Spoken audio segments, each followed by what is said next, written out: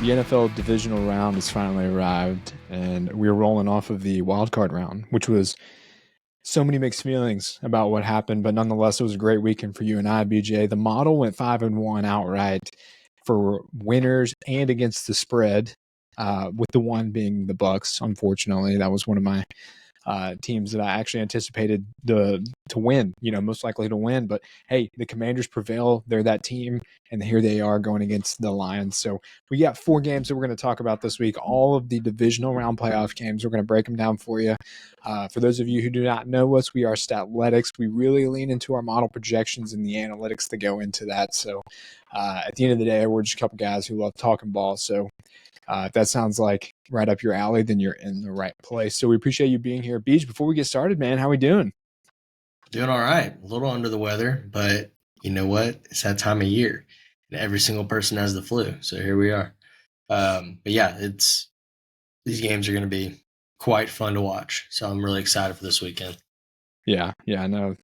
I was sick earlier this year, thankfully not on any of the game days, but I had that weird stomach thing, and I was like a fire hydrant out of both ends. So it's been rough We don't sailing need to for a know lot of that. people, but yeah, you're welcome. TMI, but hey, nonetheless, we're healthy. We're ready to go. We're ready to talk ball, BJ. So let's start from the top here. No particular order. This is just how the model projection spit these game outs, and that order is which we're going to go. So Ravens Bills are the first one up here, man. And my oh my, like both teams just coming off really impressive wins to start off this year's playoffs. So Bills, we'll talk about them real quick. The Broncos, or they shredded the Broncos at home. I mean, at first it looked like it was going to be a close game, but then Josh Allen and company took total control of that game. And what they did against arguably one of the league's best defenses in the Broncos was extremely impressive in its own right. So, I mean, it's going to be really hard to stop this offense, the way that they distribute the ball, the way that they get everybody involved, really on both sides of the ball too. I mean, you have guys making plays who you never even really heard their names before on the defense. So impressive win at home. They're hosting the Ravens. So this game will be at Buffalo at night on Sunday. Ravens, again, really impressive. They crushed the Steelers. Now, part of that was just due to the Steelers. They lost a lot of momentum. They really came into this game looking pretty rough. We'll just put it plain and simple. So Mike Tomlin faces, I think that was his 7th playoff win in a row. Loss, you mean? 7th playoff loss in a row. So pretty tough sledding for BJ Steelers, man. I apologize about that. But nonetheless, 2 powerhouses going directly at it. And we'll talk on the numbers here in a little bit. Bills are +1 home underdogs. Believe it or not, they opened up as the favorite, but then the line quickly switched over. This game is totaled at 51.5 points. So first time in 18 games that the Bills have been underdogs at home. 18 home games, excuse me. But this game feels like a career-defining game for both quarterbacks. I mean, you look at Lamar Jackson and Josh Allen, this game will define how people talk about them. It really will. And as crazy as that sounds, one quarterback's going to go home and catch a lot of flack for not being able to win in the playoffs. One quarterback's going to move on to the championship round and warrant praise, rightfully so. But it's just crazy how the stars align for this game. You have 2 phenomenal quarterbacks going head to head here. Really career-defining game for both of these guys. So a lot on the line, BJ. To start this off real quick, Bills at home. The high is 21 degrees. The low is 10 degrees. There's a 25% chance of snow on Sunday. How much do you think home field advantage factors in for the Bills here? I mean, it's got to play a huge role, right? They're home underdogs. I was kind of surprised because I thought they would be the favorites given that they were at home. But here we are, home underdogs in cold weather. I mean, how much of a factor do you think that is? No, I was very surprised that they opened up like that or they didn't open that way, but that they are now, because who's going to pick the Bills, or who's going to choose against the Bills when the Bills are at home, especially in the wintertime, especially with the Bills Mafia. And that's Harrison Chisholm.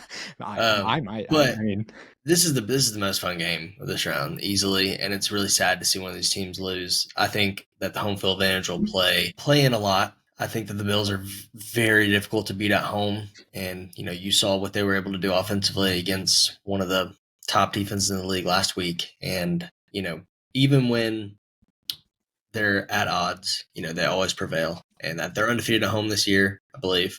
And so yeah, I think it plays into their advantage, but these are both two great football teams, and it's really unfair for the loser of this game to catch some flack, like you were saying. It really is. But I mean, it's just the way that the cookie crumbles, man. It's just how it's going to work. And so, as frustrating as it is, I mean, both quarterbacks are going to be Hall of Famers one day. There's no doubt in my mind. But it's just inevitable. He's a running back, though. Both, right? Yeah, both of these quarterbacks, have losing records right now in the playoffs.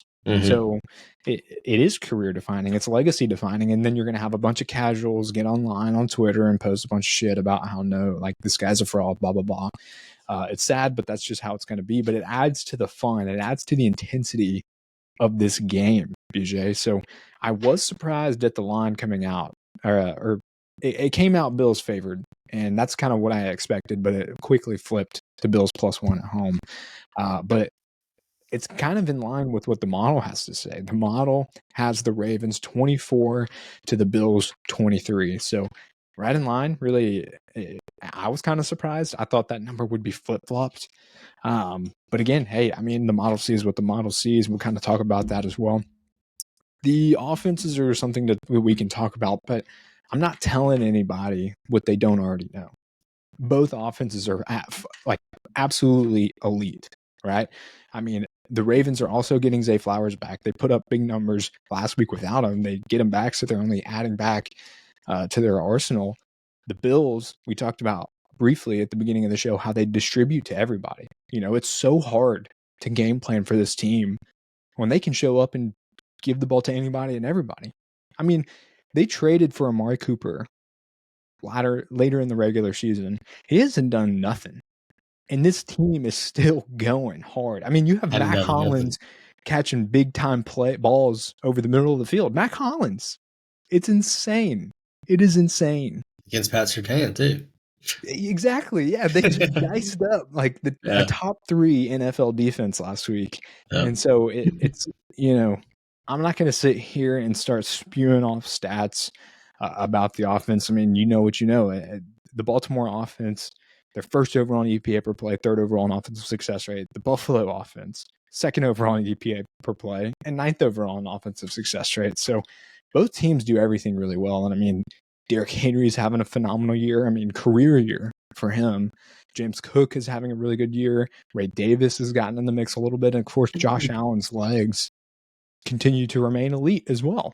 So passing game for both teams is on fire. Rushing game for both teams are on fire.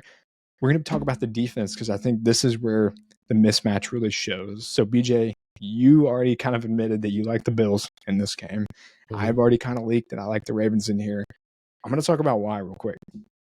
The matchup that stands out to me the most is the matchup between the Ravens rushing offense versus the Bills rushing defense. Not that the Bills rushing defense is anything bad, but it's middle of the road. And that's just how teams have been able to exploit that. And so that's something of concern. However, the Bills offense has just always gotten ahead, forcing the other team's hands to have to pass the ball. So the rushing defense hasn't been of concern, right? Yeah. If we look over to the Buffalo's rushing stats, they're 12th overall in rushing yards per game allowed, 22nd overall in yards per carry allowed. Baltimore is number 1 in those categories. So that is the mismatch that I see. Now, there's certainly a lot of different ways this game can go. The Bills could get up early and often, forcing the Ravens to have to kind of get in their bag. I mean, but the thing is that the Ravens, once they get the passing game going, they're just as good, right? And so if you look, that was the hole in the Bills defense. Let's talk about the hole in the Ravens offense or defense. Ravens have the best rushing defense in the NFL. They are first overall in rushing yards per game allowed, and they're first overall in rushing yards per attempt allowed. They give up 3.45 rushing yards per attempt and only 80 yards per game. Their front seven is elite, absolutely elite. Now, at the beginning of this season, they've been known to get torched in the secondary, and they still have a few injuries on the back end that they really need to get them expedited and back on the field. But that's also been cleaned up a little bit, Buge. They're not as bad in the passing game as they have been, but that's the way that you exploit them, and Josh Allen can absolutely do so. So which one of those sticks out to you the most? Which one is the most concerning for you? The Bills' rushing defense to be exploited by Derrick Henry and Lamar Jackson, or the Ravens' secondary to get exposed by Josh Allen? Yeah, I mean, it's going to be a cold game, right? I don't know if you mentioned that earlier. It's going to be a cold game, so that will really determine how the teams can even throw the ball, right? Because if it's rushing game versus rushing game, the Ravens win that battle every time. So for me, the ability for the Bills to put up points and big plays fast, even if they were to, you got to kind of let someone get theirs, right? These are all playoff teams. These are the best teams in the league. And if you were to but if Derrick Henry gets like 180 yards on the ground, right, it's still a lot slower of a pace and able to keep up with them than if Lamar had like 400 passing yards, a bunch of explosive plays.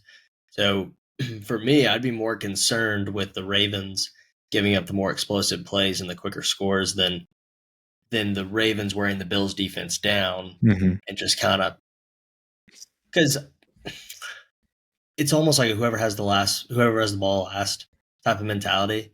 And if it's a close game by the Ravens like running all the time and getting much yards on the ground, then I think that whoever has the ball last will win, really. Yeah, and it's one of those things too where it almost feels like whoever has the ball first, whoever puts himself ahead first has a huge advantage, because then you're at the becking hand of what the other team is going to do, as a play caller. You have two of the best play callers in the NFL in Todd Monken and Joe Brady. As soon as they get up and they have that little bit of cushion to get aggressive on the offensive side of the ball, and they keep the defense guessing, it could get ugly quick, for anybody. And so it feels like the first quarter, more like in this game specifically, carries so much more leverage in this particular game than it usually does in any other game. And so that's going to be a huge thing in my opinion, is who gets out there, who sets the tone, who scores first and takes advantage of the other team's mistakes.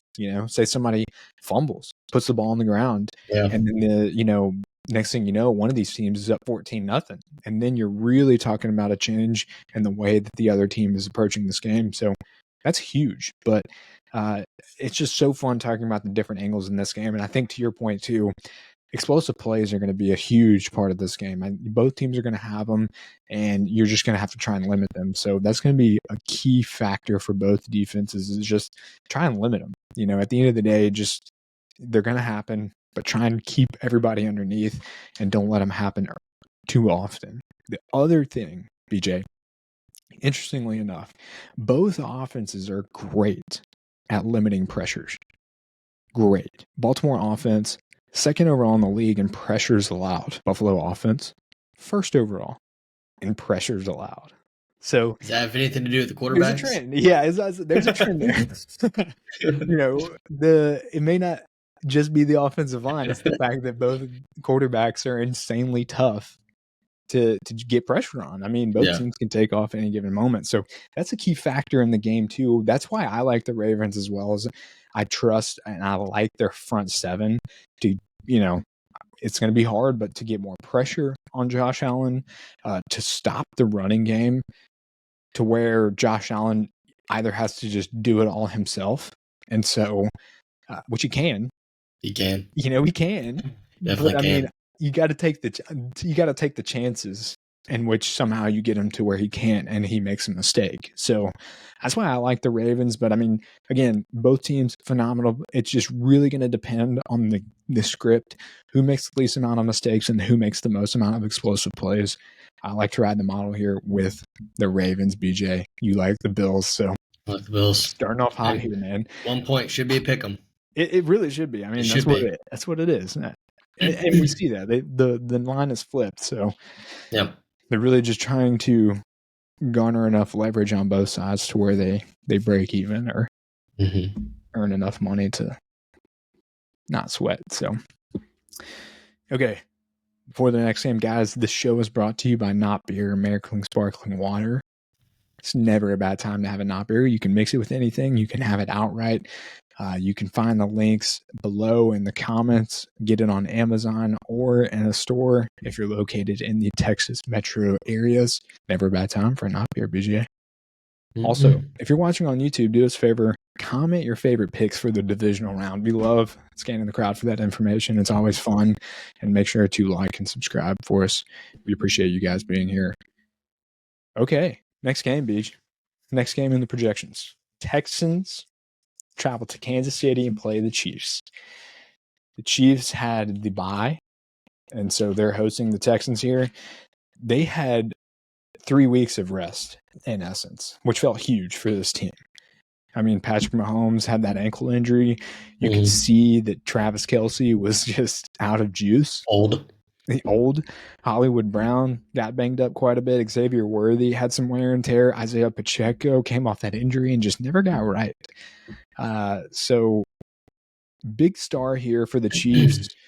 Big asterisk here saying, hey, they got a lot of rest. They're not going to be the same team we saw in the last few weeks of the regular season. So a really big boost for them there. Texans. How about the Texans last week against the Chargers, man? I mean, I must say, I'm not trying to, be all, woo, look at me, and I got this right. But I did pick the Texans last week, but I must say, I did not expect the Texans to win in the fashion that they won against the Chargers. I picked the Texans because of their defense, but I did not expect their defense to outscore the Chargers' offense. It's insane. And so kudos to them for coming ready. Honestly, man, talking about the Texans, they are their own biggest adversaries. They shoot themselves in the foot more than any team that I've watched this year. But they lead the league in penalties. I mean, they make dumb turnovers and mistakes. It's just, it sucks because this team has so much potential, star power. I mean, coaching is great. And so they really have the components to get it done, but it's like, can you trust them to not make the mistakes that they've made all year? That's going to be a big storyline for me, BJ. What can this team do to limit the mistakes, limit the dumb penalties, and honestly get their confidence up? Led by CJ Stroud, he's got a little mime thing going on right now. His confidence isn't there. The second half, he came out a little bit better, and he started using his legs a little bit. So that's going to be another thing that I'm watching. Can he start taking those free 5 or 10 yards instead of trying to make too much happen with his arm? Chiefs, 8.5-point home favorites. Quite a margin on that guy right there. 41.5 point total, lower point total. I was surprised here because the model projection had this much closer than what Vegas has it. In fact, they had Chiefs 22, Texans 20. So there's a lot to dissect there. BJ, we can certainly talk about that, but Chiefs are the home favorites. Naturally, they should be. But let's talk about this game a little bit. You look at the Chiefs here. How much do you think the 3 weeks of rest is going to help them coming into this week? Do you think, I mean, of course it's a good thing, but they haven't played in a game in 3 weeks. So their stars will be healthy. They have the bye week. They had the rest. Do you think we see a whole different Chiefs team, or are you kind of expecting a little bit of the same lull that we saw on the offensive side of the ball all season? I actually think that the 3 weeks, like almost a month of rest, is actually going to kind of bite them especially in the first quarter, especially because the Texans have just come off like this amazing first round win and their defense is playing lights out. And I know that Stroud, talking about his confidence level, like nothing builds more confidence than your defense being red hot and having your back. So, I really do kind of worry about how the Chiefs start in the first quarter. I mean, they could be on point and they could be perfect like they always are. But I have to feel like, they haven't, they're getting some people back. Like the chemistry might not be 100% there. They haven't played all together with their starters 3 whole weeks. So I kind of think it'll take a quarter for them to get back into it. So depending on that, if the Texans can take advantage and start fast, it could be a different ball game than that spread is saying. Yeah, man, it'll be interesting to watch. An interesting storyline to develop. I always like to take an angle at what's going, like some of the more subjective aspects of the game. So I always like to attack that first before we get into the stats and the performance of both teams in previous games. But if you kind of look at the EPA margins for both teams, I mean, there is a story there. Again, take note, these are for this season and this season only. Both teams have had certain progression either upwards or downwards since the beginning of the season, but 10th overall on EPA and median EPA for the Chiefs on the offensive side of the ball, 14th overall on the defensive side of the ball. Texans defense is top 10. They're 8th overall on EPA per play allowed, 22nd overall on the offensive EPA margin. So it's quite the interesting discussion to be had. You look at the Texans, man, they find a way to win games. Joe Mixon has been a crucial component. They are down 2 big-time wide receivers in Tank Dell and Stephon Diggs from what they came into the season with. Nico Collins is still out there. He's a superstar, but that's about it. You do have Dalton Schultz at tight end. He's a good blanket guy, but he's not going to go make any sort of explosive play. But nonetheless, man, CJ Stroud struggled. Okay, we're not going to dance around that. He even struggled last game, especially in the first half. So to go to Arrowhead, playing one of the toughest places to play against a team that seems like they just don't know how to lose. What's your anticipation here, man? Do you think the Texans have it in their bag to ride their defense and their running game to go in here, keep it close, and potentially steal the win? Like, do you think that is in the realm of possibility? Or do you think CJ Stroud has to come out of the shell and win the game? I think CJ Stroud has to come out and win this game. It's really difficult to beat, the Chiefs in Arrowhead, especially in the playoffs and when they've had all that rest. So I think that the way that this first quarter goes is gonna show us what the rest of the game is going to be like. Personally, I think that they're going to have some either big turnovers or big explosive plays early in order to beat the Chiefs. Now, as far as keeping it close or not, the Chiefs keep every game close for some reason. So, I think the determining factor of winning this game is going to be how the Texans start. Yeah. And if they can get up kind of largely in the first quarter. Yeah. It's and part of his struggles, not all of them, a lot of them are like a confidence, mental thing for him. But part of their struggles, BJ, have been due to the pressures that the offensive line has given up. I mean, they give up nearly 10 pressures a game. That's good for, what does it say, 28th in the league. Okay, it ain't going to get easier. He's running there for their life. Notable injury for this game, too, Beach. Chris Jones is coming back. He had that 3-week rest, too. So he'll be back on the defensive line, and he, of course, is going to wreak havoc as well. Mm-hmm. I'm anticipating him being back. Some of the injury reports are a bit ambiguous out of Andy Reid, but I'm anticipating him being back.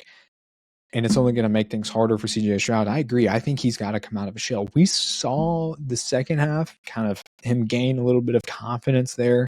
If you remember one of the very last plays of the first half, he rips a dart to Nico Collins to score. That kind of felt like the old CJ Stroud of last year. And so we need that. He needs to find that. And I'm hoping that the statement win in the wild card round kind of sparks that confidence and that that kind of just mentality to get back after it. And so Bobby Slowick is also not calling plays like he used to last year. I mean, I feel like he was dialing up amazing plays left and right. Of course, he's working with less weapons this year due to injuries, but he's kind of take a step back as a play caller as well. I think that deserves to be called out if we're going to sit here and talk about CJ Stroud's woes. The play calling hasn't been great either. So part of that is also on Bobby Slowick. So he needs to come in here with a game plan ready to rock and roll. But BJ, this Kansas City defense, man, they're phenomenal. They're 6th overall in defensive success rate. They're 7th overall in passing yards per game, giving up. Or excuse me. They're 16th overall in passing yards per game. They only give up 234 yards in the air. And that number's kind of conflated a little bit because teams get behind, therefore have to pass. So that's why that number looks the way it does. But I mean, I agree with you. I think CJ Stroud's going to have to come out of the shell. This Chiefs offense being fully healthy, this Chiefs defense being near full health, it scares me. And, as a team who's at home, they've had 3 weeks of rest. And I agree. I think they might come out a little bit flat at first just because of the rest. They're not, it may take a second to kind of get back into game shape, game mentality. But it's going to be tough for the Texans. That being said, BJ, you like the Texans to cover here. Yeah, man. I mean, all you have to do is just pay a little bit of attention all season with the Chiefs games here. I mean, the Chiefs can't they cannot lose. But it's always close. Yeah. I couldn't get those words out. And to your point, the big thing here too is why I'm not sitting here saying the Texans are going to win. I'm not. But I think the number is a bit too big. I think they're going to keep it a lot closer. I think what the model is saying too is Kansas City's offensive line, they're great at run blocking, but they're not good at pass blocking. They give up nearly 9.2 pressures per game. That's good for bottom half of the league. So, and you look at this Texans defense, they generate over 9 pressures per game. That's good for 8th in the league. And look at what they did against Justin Herbert last week.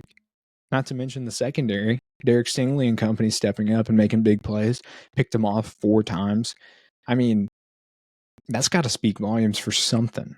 That's got to matter for something. So, big number. I do expect the Chiefs to win, but I think it's going to be a little bit closer than people like to think, than I think this Vegas spread likes to think. I'm going to ride with the model. The Texans have some momentum and confidence heading into this game, and I expect them to keep it rolling. However, the Chiefs are the Chiefs, and I think they just continue with their voodoo magic. Yeah. Yeah, well, I have one really specific stat I wanted to share that, honestly, I don't even know if he got benched or not yet, but one of the Chiefs lineman, Wanya Morris, I did guard him in basketball one time, and I did in fact lock him up, but he is 4 times my size. Just want to put that out there. Yeah, I was at the T-Rec, so I did in fact lock him up. He almost killed me. Yeah, but how can you bet on that, right?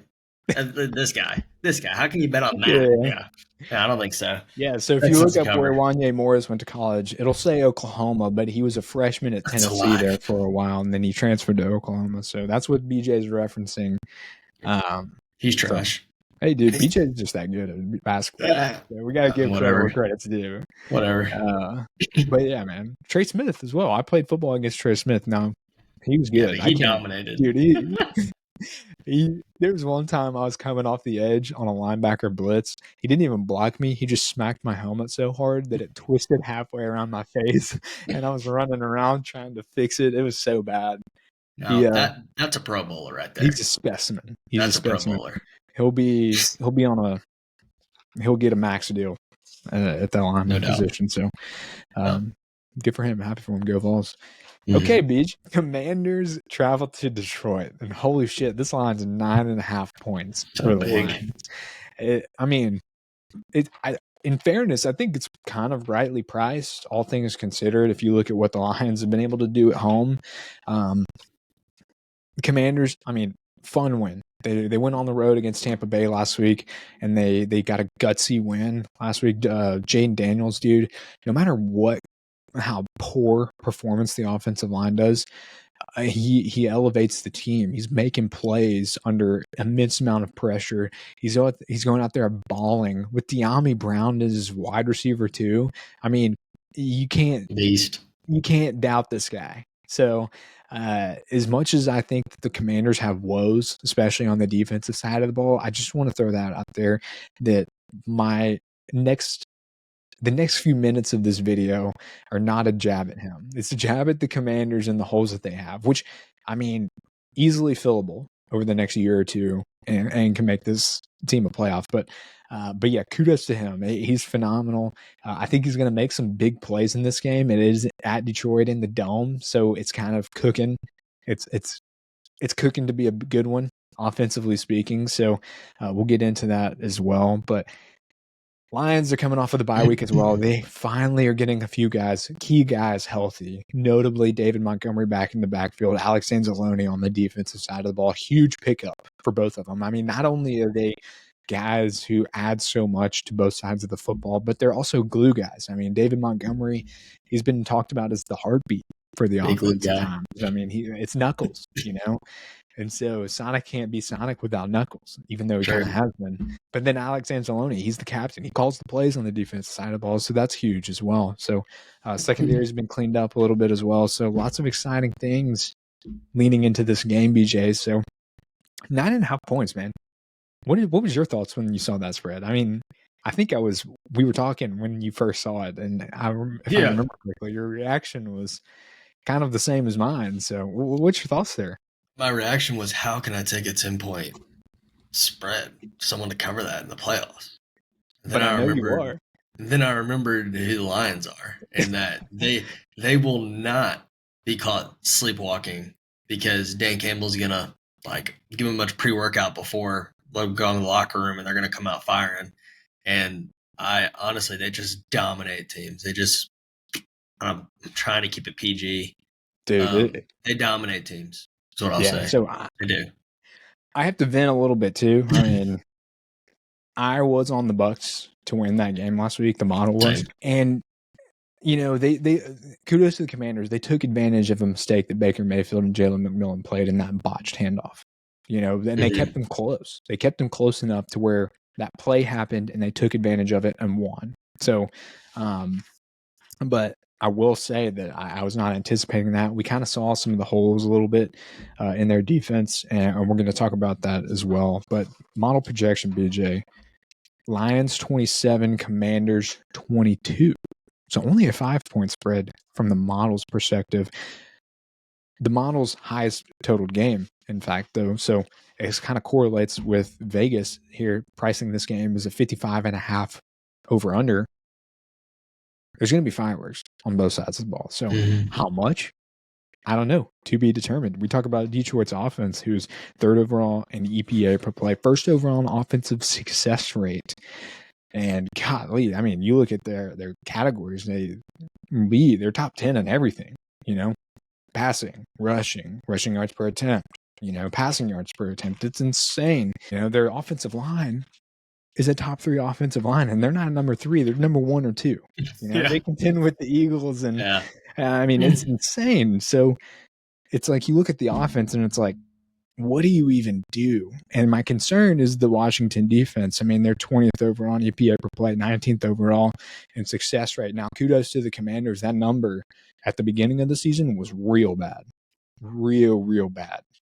So, in fact, that number's gotten significantly better as the season's progressed. Dan Quinn has done a great job of kind of molding these guys into formidable defenders on that side of the ball, but they're still weak there. And you can, in fact, shred them in the running game. And so I think Ben Johnson is licking his chops. They're 30th overall in rushing yards per game allowed, giving up 137 yards per game, 28th overall in rushing yards per attempt, giving up nearly 5 yards per carry. The Lions are arguably the best. They're right behind the Ravens in terms of rushing efficiency. And so now that you get David Montgomery back, you have the 1-2 punch that you were riding all year at the beginning of the year. It's looking bleak for the Commanders. And so that this game will truly come down to Jayden Daniels. Like, can he just go absolutely freaking nuts, carry the team, and keep up? I don't anticipate. Every game that we talk about, BJ, we say something along the lines of like what we expect, what we think is going to happen. But there's always a bit of, maybe it doesn't happen. Maybe this team doesn't put up that many points. There's no way in hell that the Detroit offense is not putting up 25 plus this game. Listen There's to just me. no way. Listen to me. I really think, I'm being so serious right now. I really think that they could score on every offensive drive. Every time they get the ball, I think they could probably score. And but like the reason is like you talk about the Commanders being so bad on the run, against the run on the defensive side. Like, sorry, man, I'm talking on my hands. Like you can talk about the running backs all you want, but it's the offensive line is so good. And then It you've is, got dude. Jahmyr Gibbs going 0 to 60 in about a half a second. Then you've got Ben Johnson, who's best offensive coordinator. He almost left last year. I'm glad he didn't, but like best offensive coordinator in the league. And you got Aaron Glenn, the best defensive coordinator in the league. They might both be head coaches next year. It's Yeah, like this is the year for the Lions. it But is. yeah, Well, I speak offensively speaking. I don't know how the Commanders are going to stop this offense. They can and, beat you and anyway. and I, wouldn't really anticipate them on having a bunch of stops. They may have, some good stops, some crucial stops at times, but you can't ask them to go in there and stop. What you have to do is you have to ask Jayden Daniels to be a Superman, which he can be. But here's the other point of concern, BJ. As bullish as I can possibly try and make myself for the Commanders keeping this one close and potentially even winning, the mismatch here is really, really tough. In fact, the Detroit defense has had a lot of problems. They had bad injuries. They were at one point later in the regular season, they had 9 starters out due to injury. Yet they still were resilient and put up halfway decent numbers, dude. You look at the Detroit defense, they're 6th overall in EPA per play allowed, 7th overall in defensive success rate. You can pass on this team, certainly. So that's one thing that you could say, hey, Jayden Daniels is one of the best deep ball passers in this game. Him and Terry may light it up, which they very well might, but they're going to have to play keep up for one. Secondly, Detroit Lions rushing defense, so good. So if you can turn Jayden Daniels in this offense into a one-dimensional offense, that's even a worse recipe for disaster. You look at the Detroit defense, they're 5th overall in rushing yards per game allowed, only giving up 98 rushing yards per game. It's going to be tough sailing, especially with guys healthy. I do my best to give bull case, bear case for both teams, but I'm having a real hard time justifying a Commanders win. I mean, I can tell you this. This is just the only thing for me. If Jayden Daniels goes off script and has over 100 rushing yards off scrambles, I mean, I could see explosive plays happening that way. But like, just run the ball regularly, passing the ball regularly. I mean, I take all these no-name Lions DBs against anybody at this point. I mean, you saw what they did against the Vikings a couple weeks ago. Yeah. Playing man like the whole time against Justin Jefferson. He had like 50 yards or something. So, Terry McLaurin may have 200 yards this game. Yeah, he'll get targeted 20 times. Because, I mean, that's the facet of the Detroit Lions defense that you can exploit, the secondary. And Jayden Daniels is one of the best deep ball passers in the game already as a rookie. So he may go. And that's what you're going to have to try and scheme up. But I'm sure the Detroit Lions also know their own weaknesses and the fact that Terry McLaurin's really the only guy on the outside that can make those kind of plays. But it's only 5 in the box. Shell. Yeah. Don't let anything over the top. Just do the 10 to 15 yard throws. Those will be the only ones open and lock them up. Chunk. So, hey, I don't want this to put people may leave this game and find a reason to talk shit about Jayden Daniels. The fact that Jayden Daniels is here in the divisional round with the team that he is on, their defense is so shitty. Their offense, their playmakers, again, I mentioned their wide receiver too, De'Ami Brown. Their offensive line is horrible. Bottom tier in the league, especially in terms of pressures allowed. And Jayden Daniels still makes plays left and right, dude. He is so resilient. He is so poised. And so I absolutely expect him to go in there and make some plays. But again, it's just, it feels like the Lions are the team of destiny this year. They have everything going right for them that they need to go right. They're healthy. They have the break. I expect them to come out here and beat some ass. So yeah, Enough said. Yeah, I mean, that's kind of just plain and simple. So, I mean, Mhm. is what it is. But all right, BJ. Rams travel to Philly, play the Eagles. Rams coming off of a statement win against the Vikings. I mean, Sean McVay continues to prove that he is just one of the best in the game at the head coaching spot. The I mean, master wins. the master wins. The student does not exceed the master at this time. So, yeah, Sam Darnold, dude, I feel bad for him, but I don't want to get into that. We're going to 1 year, $3 million deal somewhere as a He backup. lost $100 million that game. Yeah, he did. I That's really mean, tough. it is sad story. I'd kill myself. Rams go to the Eagles. Eagles are hosting the Rams. Eagles are coming off of a pretty solid win against the Packers. Defense played lights out. Their offense is slowly starting to click. Saquon did Saquon things. But nonetheless, it's a home game for the Eagles, which bodes well. Eagles are -6 home favorites. Point total sitting at 44.5. We'll go ahead and get into what the model has to say. Eagles 25, Rams 30. So right around the Vegas spread, only a 5-point differential. But one thing I do want to talk about is we have these numbers, and we'll certainly go through them a little bit, but we're going to try and decipher what we can and discern what's gone on over the past few weeks, and really from last week's game that we can take into this game, BJ. The Rams defense has developed from one of the worst in the league to a team that can really kind of get after you at times. And so they have a lot of young guys that have had this coming of age moment where they're suddenly a viable defense. And so I feel like that the storyline that needs to be talked about, because statistically speaking, the Rams defense is not good.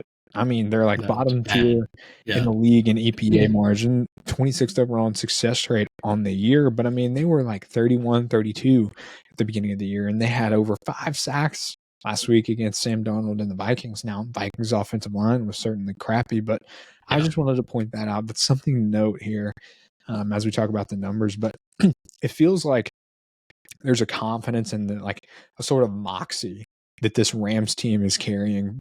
You know, they kind of feed off of Stafford and McVay. You know, I feel like the Rams have adopted the mentalities of their quarterback and head coach, which is great. I mean, this team is playing, you know, they're buzzing, they're confident, they're going to the Eagles. I mean, we saw them last week, you know, the offense, they only put up, you know, at times 10, 13 points in the last few games of the regular season, but now they just hung nearly 30 last week against the Vikings. The Vikings have one of the best teams in the league, or defenses in the league, excuse me. And so they're playing confidently, they're playing healthy, and they're playing poised. So something to note here going into the Eagles as well. But Eagles, they finally got nearly everybody healthy.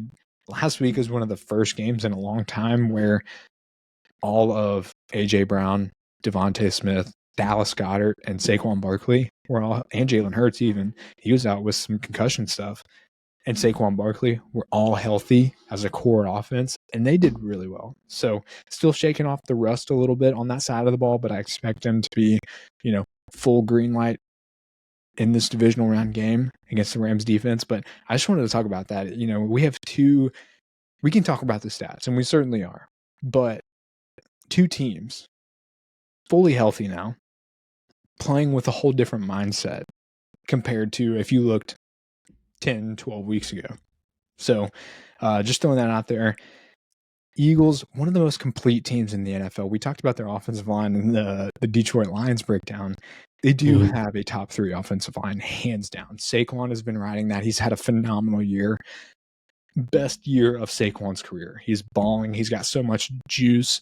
This team really rides behind him. Jalen Hurts it's kind of like getting his confidence back and kind of getting the passing game kind of revived a little bit.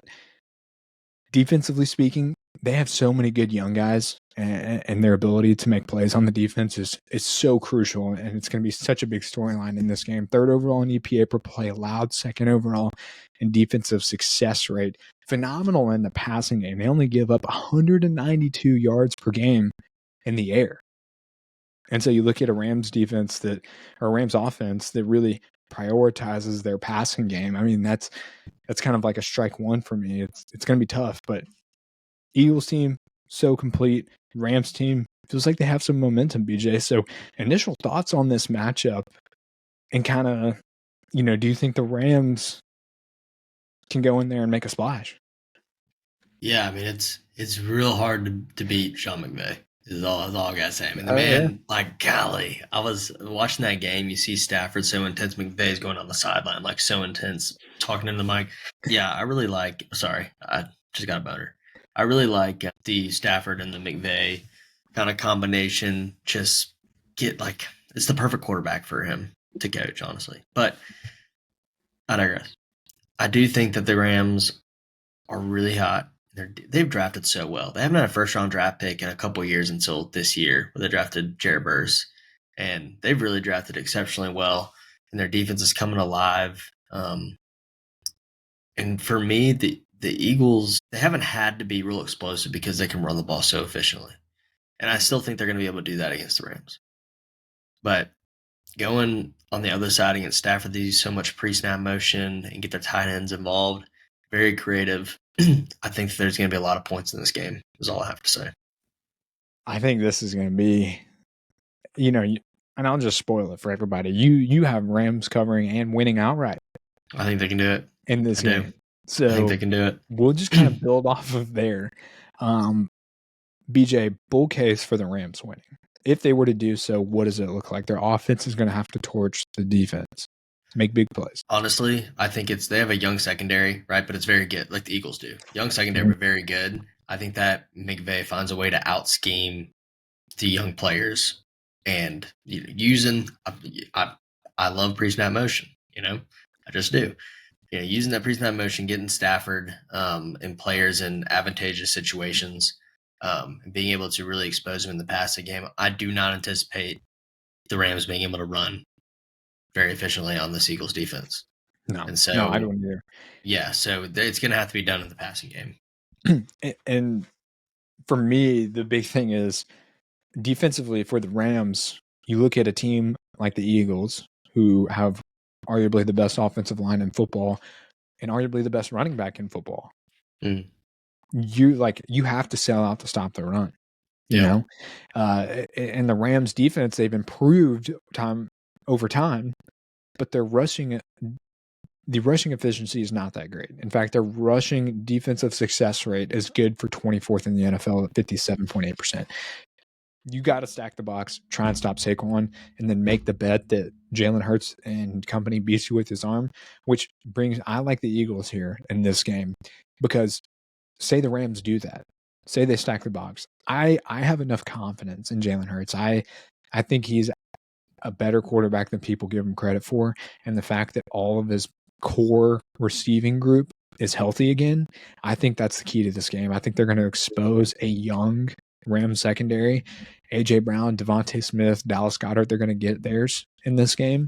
And so it's kind of like to me, as good as the Rams have been, especially offensively speaking, it's just what are they going to do to stop this Eagles team? And that's why I kind of like I've been high on the Eagles coming into the playoffs thinking that they can make it to the big dance because of the structure of their team. They have a phenomenal defense and they have a phenomenal offense when everybody's healthy. And everybody's kind of seen the banged up, beat up, team that's only had to rely on their running game because the running game has been working.